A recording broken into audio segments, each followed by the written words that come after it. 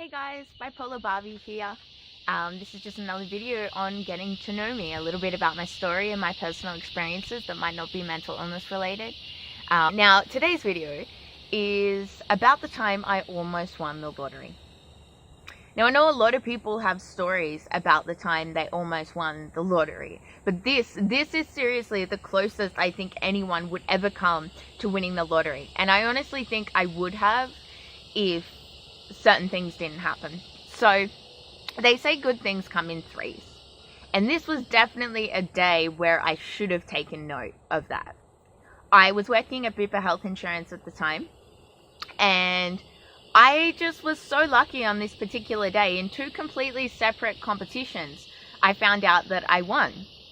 So I won a choice between a huge TV, $1,000 Flight Center voucher, or a new iPhone, the newest iPhone at the time.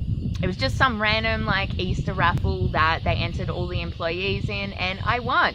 Like, awesome. That's so exciting. I was on a high. I was totally pumped. And when I came back to my desk and my boss was like, "Oh my God, you won." I was like, "I know, it's crazy, right?" And then he said, "You know, you also won the other competition." And I was like, "What other competition?" And he said, like, ages ago, there was a competition that everyone could enter, and it was when the World Cup for cricket was in Australia. Now, the competition was to win a cricket bat assigned by the entire Australian cricket team playing in that series at the time. So I won that. Again, totally pumped. My husband at the time was really into cricket, so I was like, yes, this is going to be the greatest present for him. And it just goes to show my whole mindset on relationship. I ended up picking the iPhone because he didn't have an iPhone.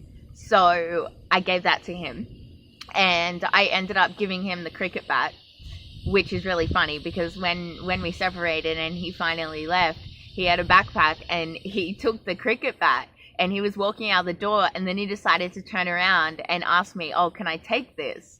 And I said, "No way in hell are you taking that cricket bat. One, it's worth a lot of money, and two, my dad is also a really big cricket fan, so he has this incredible man shed that's full of all sorts of things, particularly street signs that he likes to steal." I stole a 50-kilometer street sign for his 50th birthday. I feel like best present ever. Made me daughter of the year, I'm sure. Not that he ever would communicate that to me. Anyway, so my fault for living for my husband, taking his advice on board, which was never sound advice. So I stupidly, as a people pleaser, and I guess stuck in that borderline narcissistic relationship, I gave him the iPhone, I gave him the cricket bat, and I was leaving work, right? And you have no idea the amount of high that I was on, like winning something, whether it be like a meat raffle, of which I used to go to like trivia every week, and like 3 weeks in a row I won the meat raffle, which was crazy considering at the time I was like vegan. Anyway, I'm walking home from work, right, with my partner, my husband, and I went past the local news agency near my house, and I saw the big sign, as you do, and it was like $50 million lotto drawn tonight. And I thought, oh my God, I had this feeling. I have never felt this feeling ever before in my life. And I really should have listened to it. One of those signs from the universe that I should have taken, and I regret not taking.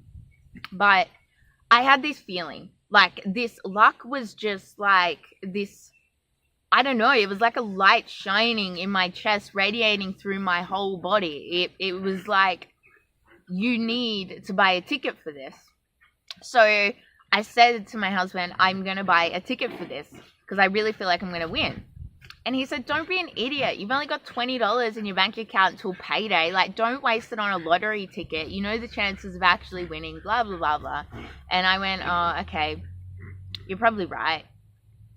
Disregarding what I was feeling, completely disregarding my thoughts, my opinions, because you know what? They don't matter. Isn't that the story of every borderline?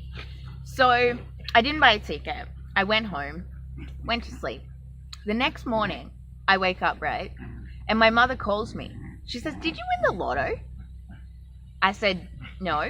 "What do you mean?"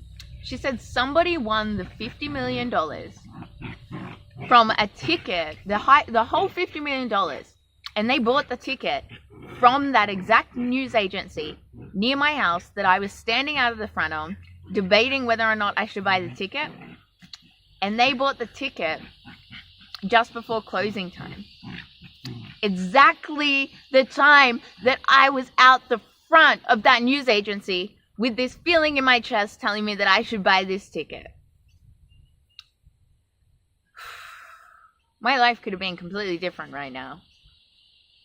I could probably be doing the same things that I'm doing now, but I would have money and I would survive. And I would not be living with my parents. I would not be living off nothing. I could actually be enjoying my life, because money really does make the world go round. It's the only way you can survive, which is a shame. So I figured, like, since my husband convinced me not to buy the ticket, which cost me this $50 million, I feel like when I finally get divorced, he owes me $25 million in the divorce. Although considering we separated about 6 months later, I feel like I'm kind of glad that I didn't win the lottery in a way, because I wouldn't want him to have half of that. So I'd rather make sure that he didn't have $25 million and I went without. How crazy is that? Who else has a story about when they legitimately, not just like, oh, I almost like won the lottery because I was like 10 numbers off. No, I mean, like, who else has a story where you, like, amazing stories of things that you won?